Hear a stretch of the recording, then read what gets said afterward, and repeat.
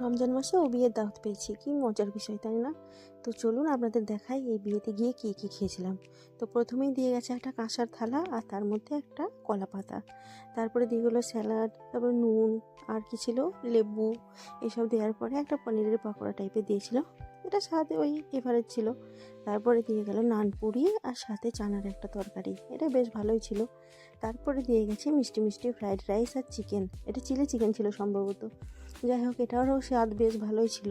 তারপরে দিয়ে গেছে ভাত, এটার জন্য তখন আমি বসেছিলাম কারণ সারাদিন রোজা রেখেছিলাম, ওইসব আমার অতটাও ভালো লাগছিল না।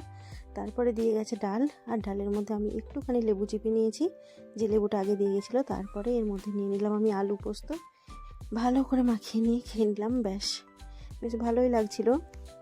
তো তারপরে দিয়ে গেছে একটা পমফ্রেট মাছটা সর্ষে টর্ষে দিয়ে রান্না করেছিল, আমার অতটাও ভালো লাগেনি, তো আমি ওটা খাইনি মানে নষ্ট করিনি, আমার পাশের জনকে দিয়ে দিয়েছিলাম। তারপরে দিয়ে গেছে এখানে মাটন, ওটারও স্বাদ ওই এভারেজ ছিল, খুব একটা ভালো হয়নি, তো ওখান থেকে অল্প নিয়ে খেয়েছিলাম। যাই হোক, তারপরে দিয়ে গেল চাটনি, এক জায়গায় দিতে বললাম আর দিল আর এক জায়গায়, তো সেখান থেকে টেনে টেনে নিয়ে খেয়ে নিলাম পাঁপড়ের সাথে। এটার বেশ ভালোই ছিল, এটা আমার সম্ভবত পেঁপের চাটনি ছিল, আমি এখন সব ভুলে গেছি এডিটিং করতেছে।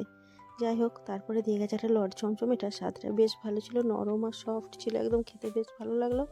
আর এই একটা নতুন জিনিস খেলাম, আইসক্রিম সন্দেশ, টেস্ট এভারেজ ছিল। তারপরে এই এক গুচ্ছ আইসক্রিম আর পান নিয়ে চললাম এবার বাড়ি।